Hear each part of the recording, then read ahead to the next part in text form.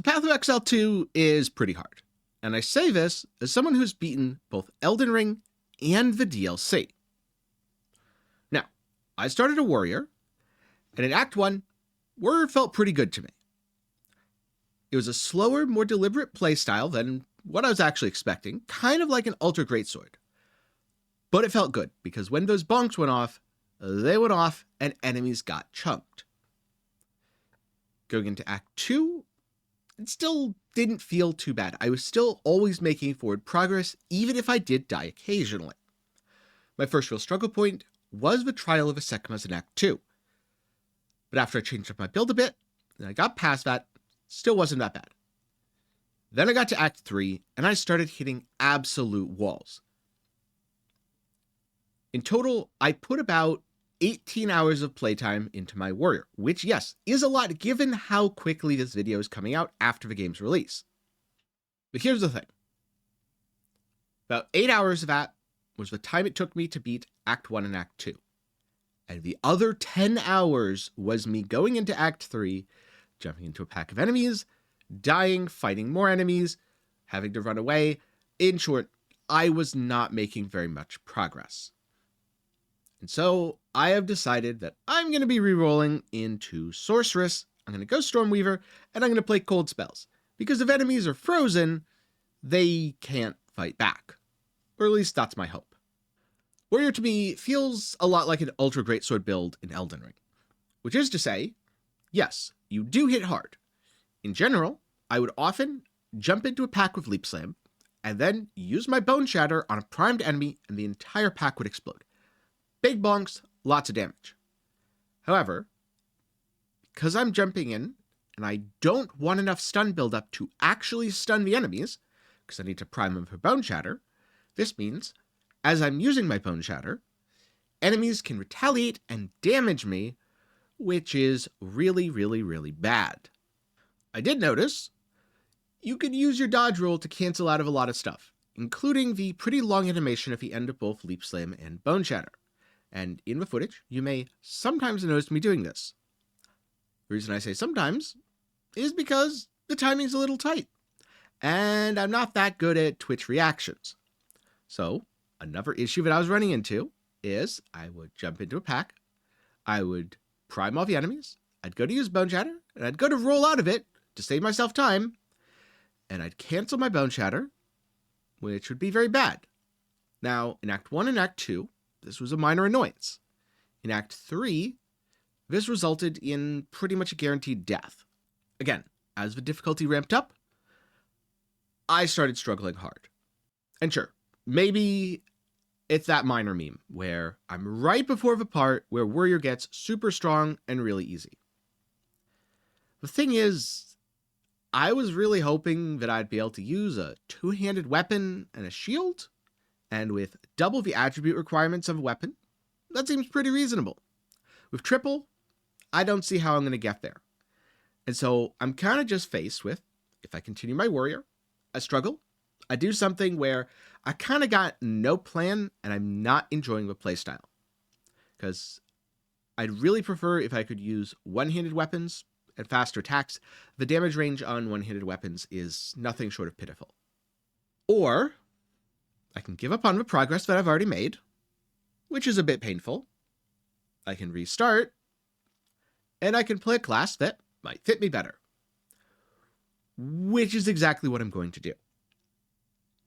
So, I've been playing the Sorceress. I got through Act 1 really, really quickly. I got through Act 2 very smoothly. Early on, I was using pretty much a mix of random spells. I was throwing out Ember Fusillade, dropping Flame Wall, etc. Now, I think I found my build. I'm going to use a Gleed Staff to create Freezing Shards. These do a pretty significant amount of damage because it feels like they can shotgun. And, even better, they instantly freeze enemies on hit. I don't know if it's just that they have a massive freeze bonus or it's just that they do enough damage at this level that they instantly freeze enemies. Either way, that's what I'm doing. Then I've got a Frost Bomb, which makes enemies more vulnerable. Stormweaver is going to make enemies even more vulnerable. And more recently, I picked up a skill called Cold Snap.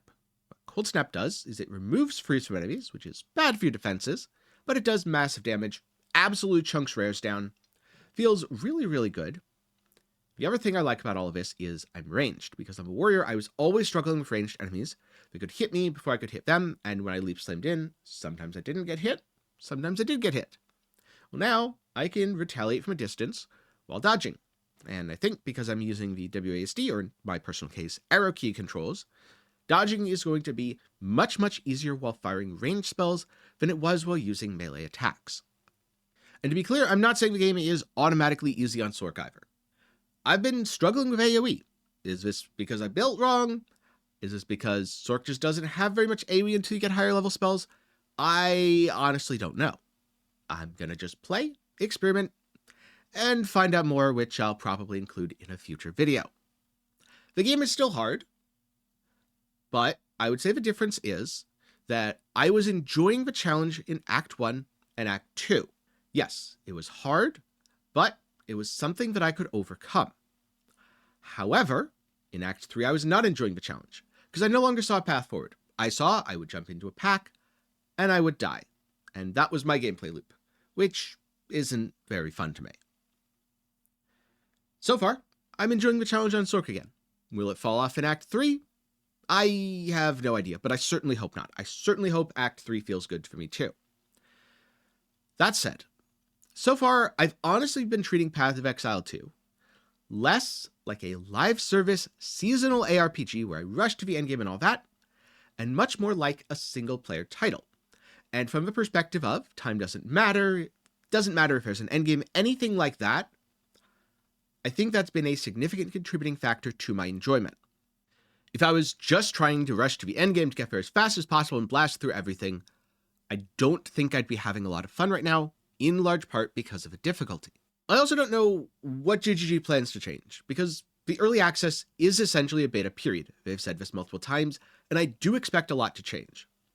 So for now, I'm just going to keep treating it like a single player game. I'm going to go through it at my pace without rushing, and then I'm going to talk about it later. I'm going to talk about if I'm still having fun, or I'm going to talk about if I'm not having fun anymore. So that's where I'm at. Now, last up, as a little bit of a bonus section, if you are also struggling in Path of Exile 2, here are a few tips that helped me. It may work for your build, it may not. Again, this is a situation where I don't really know what I don't know, but I'm going to try my best to help people out. Number 1, check the vendors in town for gear. You could often get some really good stuff, especially if you find an item from a vendor and you slam a good affix on with an Exalted Orb. That is how I got an absolutely amazing chest piece for my warrior. Number 2, especially when it comes to weapons, you really do want to upgrade your weapon frequently, at least if you're an attack build. If you're a caster, I think you can probably get away with upgrading it less. Because in particular, higher level bases are far more impactful than lower level ones. They have higher base stats and often powerful implicit effects. If you can get a weapon with a socket, even better, because when you put a rune in that socket, you can get flat damage on your weapon, thus increasing the damage that you do. Also, don't neglect your defenses. Even if they might feel like they're not working because you're taking a damage type that you currently have no defense for, I can definitely tell you in terms of my explodiness on my warrior, when I went from having negative 10% fire res to about 30% fire res, it made a world of difference. Because I still couldn't just stand in a pack of enemies using fire damage. But at negative 10, if a random stray fireball hit me, there's a decent chance I died. With about 30, maybe 40%, well, now that random stray fireball moves my health notably, but it definitely isn't fatal. It hurts a lot less, let me tell you. Number 3, support gems are really important. Whenever you get a new support gem, especially in the first act, and honestly, even going into the second, instead of just going with one of the recommended supports for your skills, you should go down to the bottom, look at all of them, and try to cut something that gives you more damage. Early on, damage supports are extremely powerful. Even something that increases your damage at the cost of a downside, like let's just say brutality support for melee, as long as you don't have LE damage on your weapon, as long as you're not using it on a skill that converts to LE damage, that is really good. On the other hand, something like Control Destruction, you can't crit. You're probably not going to have good crit early anyway. Big old 30% damage multiplier. Even smaller things. Increasing attack speed. Maybe lowering the duration on something like Earthquake. Increasing area of effect, so more of your skills overlap with some sort of AoE projectile spell. There are plenty of ways to get damage, and they are all very, very, very important in the early game. I do think one of the reasons that I did so much better on my Sorc than my Warrior, as I paid much better attention to that, and I knew which supports that I was going to be going for, instead of playing around for recommended, trying stuff, and then quite often finding things didn't work out to be as impactful as I'd hoped. I.e. adding bleed, and then finding out it doesn't really do all that much. And then last up, crowd control is your friend, because frozen bosses don't get to fight back. And if you're able to focus on things like stun buildup and freeze buildup, you can crowd control bosses far more effectively. One thing I've noticed just playing around a little bit, stunning a boss if they're mid-attack always interrupts it.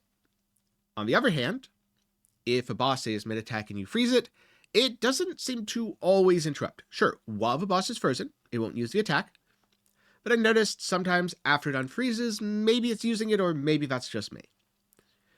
I guess let me know down in the comments if you've noticed that as a boss unfreezes, it continues or returns to using the attack that it was using before, or it starts something new.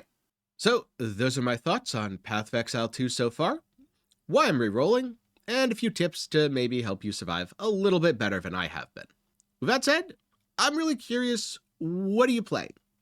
Because it seems like there's a huge disparity between different skills. Some skills, absolutely amazing. Like, when I found Supercharged Slam, oh my god, it was doing so much damage.